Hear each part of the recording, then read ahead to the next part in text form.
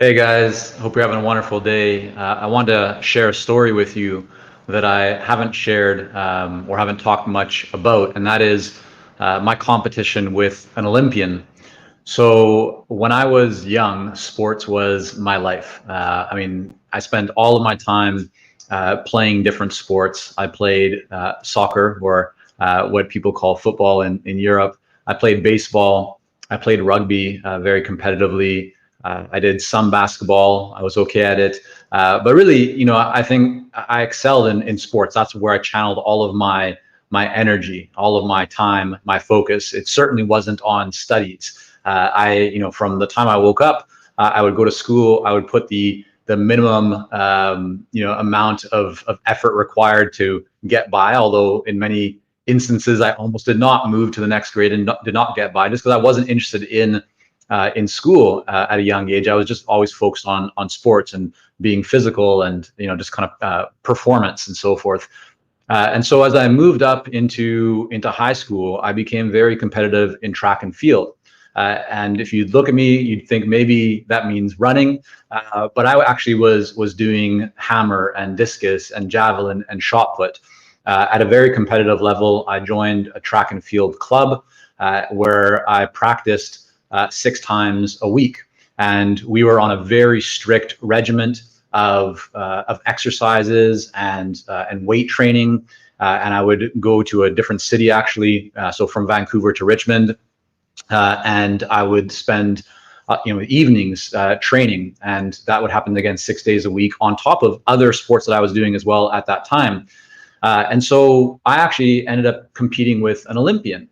I had made the city kind of championships multiple times. I won city championships multiple times. But when I got to the provincial level, which would be in the US, the equivalent of the state level, there was always one person that I had a lot of trouble beating. And I actually never beat him.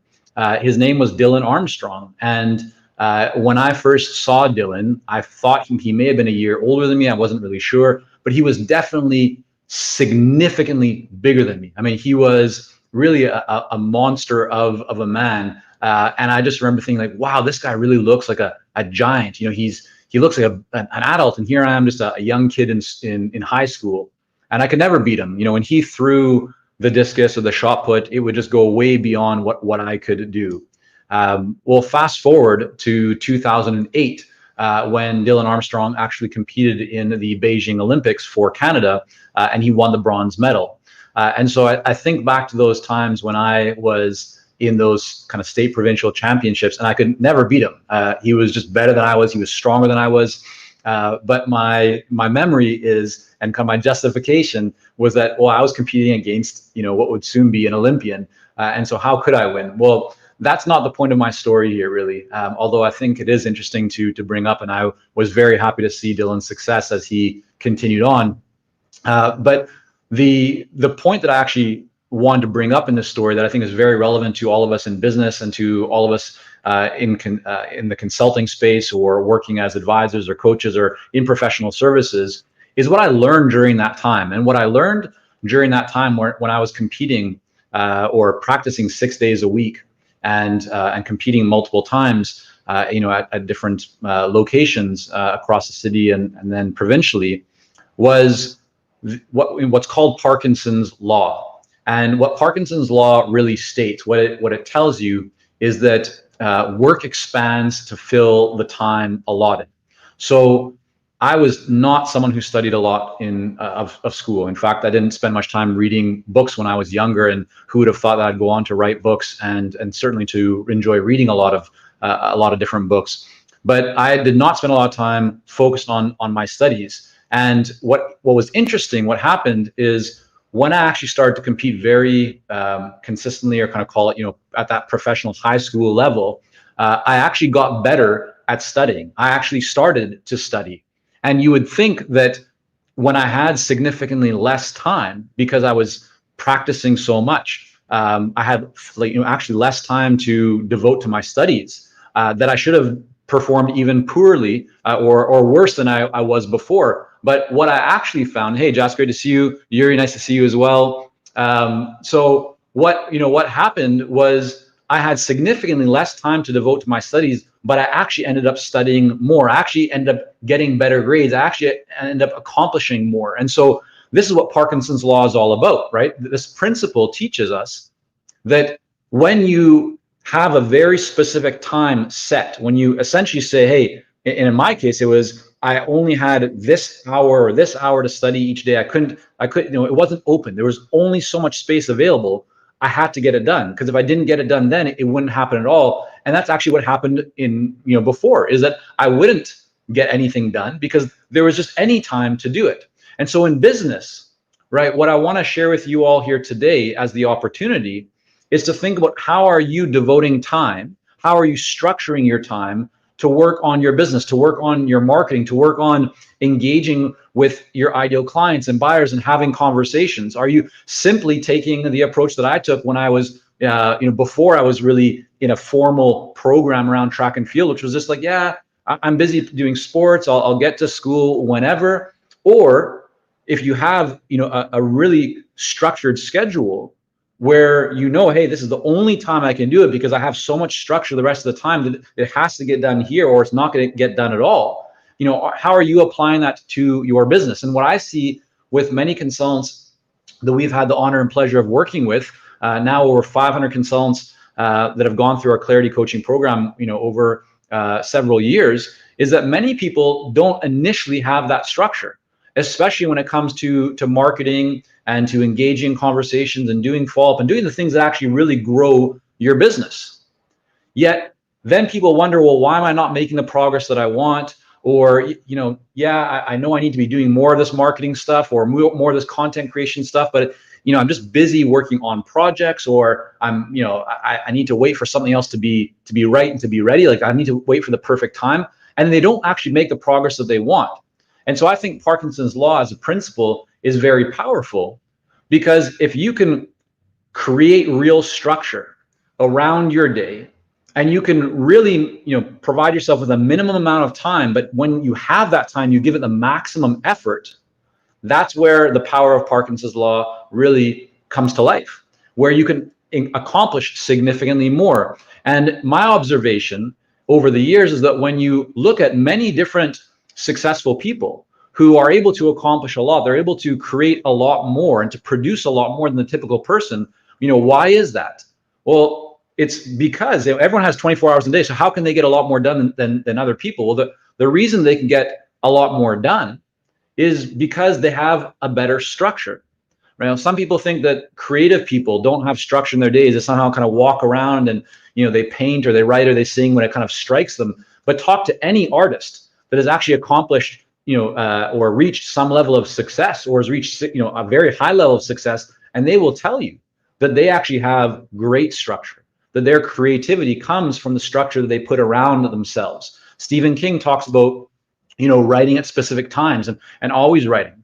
I listened to a really interesting conversation, an interview with Kevin Hart, Jerry Seinfeld, comedians that they talk about the just incredible amount of focus and dedication and practice that they put in to becoming great at comedy, or to writing great screenplays and so forth, or shows. It doesn't come from just saying I'll get to it when I can, and yeah, I know I need to do it. High levels of performance is not about doing things when it's convenient. It's about setting structure and then making sure that you work on that consistently. So if you want exceptional results, you have to be willing to create a structure that you adhere to, that you really stick to. And so that was my experience when I competed against this Olympian, or soon to be Olympian, right? Dylan, was that I only had a very minimal amount of time where I could focus on school. And to that point, I didn't have that level of structure in my life. I was always involved in sports, but it wasn't 6 days a week. It wasn't a formal training program. We were using the UCLA weight training program. I was a lot bigger then than I am now, because I was always doing weight training and so forth. But that structure was what really allowed me to only have a certain amount of time to devote to school and to studies. And that's where I think I really started to excel. So that's what I want to share with you guys here today, is just the power of Parkinson's law, and how this principle can really help you to accomplish more if you're willing to create structure and then stick to it.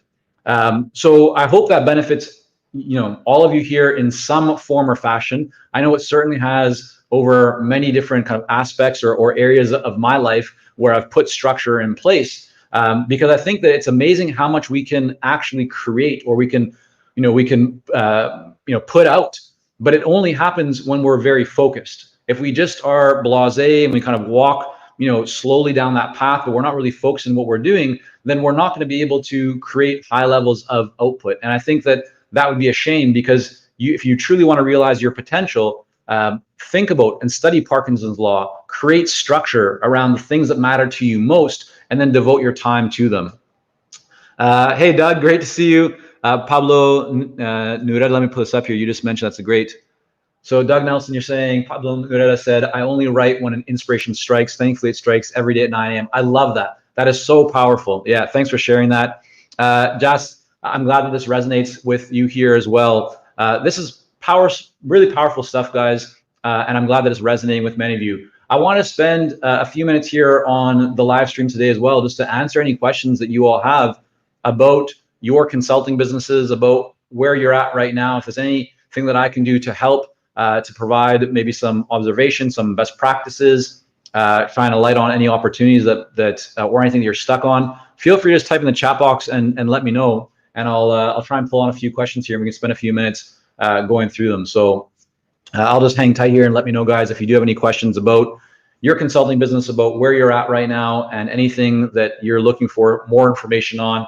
Again, I'm trying to do one of these live streams each week, and they're really about you. I'm trying to bring best practices and ideas and make time to answer your questions, so that we can all collectively as a community continue to grow and achieve more. So I think that's what it's all about. Let's see, any questions here, guys? Anything that you want to cover on the call today? If not, then I hope that this lesson and share around Parkinson's law will be beneficial and helpful for you all to bring some greater structure. All right, so someone here on YouTube is asking price structures. So yeah, tell me more about what challenge you're having, you two, with your pricing structure. If you can be a bit more specific about that, I can try and give a more valuable answer. There's a lot of things that we could definitely cover when it comes to pricing. So let me know what specifically is top of mind for you. What do you want to learn more about? And I'll do my best. Hey, thanks, Doug. Great to see you. Hope you and the family are well. All right, someone in the LinkedIn, I don't see your name here, just says you talk about Parkinson's law all the time. Okay, that's fantastic. You're asking, how would you approach new customers with a new consulting product? Well, I mean, the approach that we always like to use is the classic kind of lean startup approach, where if you read Eric Ries's book, The Lean Startup, he talks about this idea of customer validation, customer discovery. And so whether you have a list already that you can go to of clients and customers, or potential people who you think could become clients or customers for you, reach out to them. Just set up a conversation and let them know what you're thinking about or what you're doing, and get their input, their feedback before you even launch. Would be one way to do it. If you have traffic, if you have people coming to your site, if you have a list, right, you could do surveys, you could engage in some questions, you could do a Q&A session like this where you could talk about what you're thinking to encourage people to provide you with more perspective.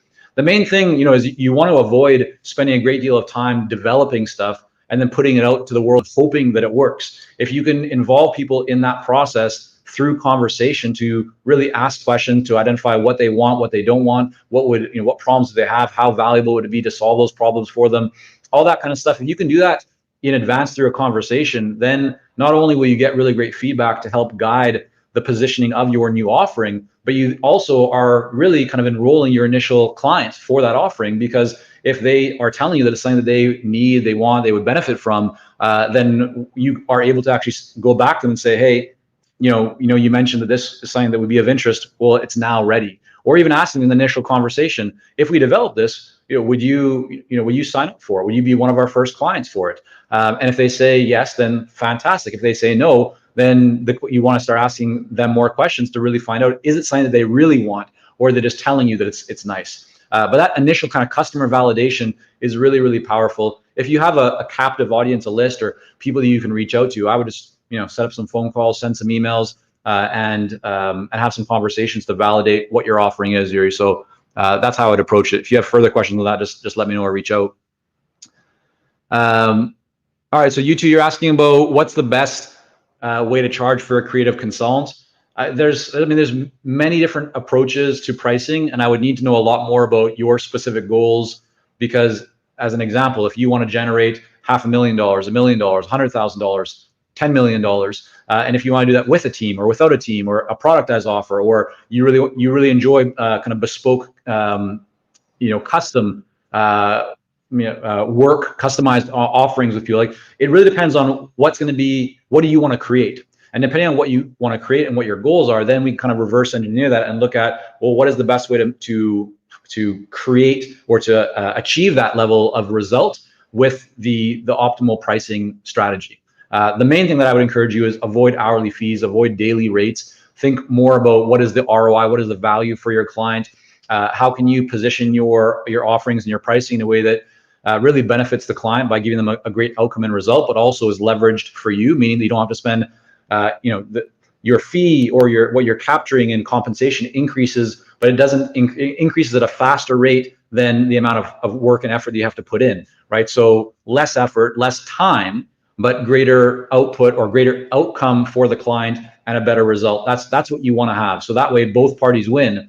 So a lot of kind of different parts to think about there, and certainly needs to be the right one for you. There's no one best way, but I would typically avoid hourly fees, daily rates, and I would think much more about identifying the value that your ideal client cares about, and then being able to communicate that value back to them with a pricing model or a pricing strategy that, again, is a win-win for both parties. All right, so Jas, you're asking here if I'm on Clubhouse, and I'm not, and I'll tell you why. So two reasons, and I'm glad that you asked this, because I've thought about this. Reason number one, I'm an Android guy, so I don't have an iPhone. And therefore, right now, Clubhouse is, from what I know, it's only on Apple, so I'm not using Clubhouse. Number two, I'm not a huge guy on social media. I mean, I really I push myself a little bit to even do these weekly LinkedIn live sessions. I try not to spend too much time on social platforms, because it's not the best use of my time. I mean, I enjoy doing these because I really enjoy helping people. I have kind of that that teacher mindset. I like to empower people. I like to, provide answers or perspectives or observations that can help people to get a better result or help them to achieve their true potential. For me, that's really meaningful, and that's why I push myself to do these, because I hope that it brings value to people. But I don't spend a great deal of time. For me, it's not exciting to jump on Facebook and post a whole bunch of stuff or do that really on any platform. So we try and find ways to create leverage to benefit or use our team to get content out there that can empower people and help people. But I don't want to spend too much of my time on social platforms. So when everyone starts saying, yeah, Clubhouse, jump on that bandwagon, I'm definitely not going to be the first person to do that. It doesn't mean that I may not enter or give it a try down the road. But right now, if we're talking about audio, that's the Consulting Success podcast is really where I spend all of my time from an audio perspective. So right now, not on Clubhouse. Maybe in the future might be, but that's kind of my position out right now.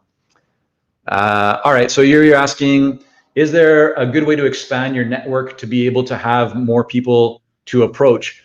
Yeah, there's many ways to do this. I mean, the first way would just be to go to your existing network and actively ask for referrals or introductions. Another one would just be to become more active where your ideal clients are. So are they part of a certain association or professional group? Are they active on a certain social media channel? And go there and be active and try and provide value there. Another thing that you can do is identify those people and then reach out to them, directly with something that would be of value to them.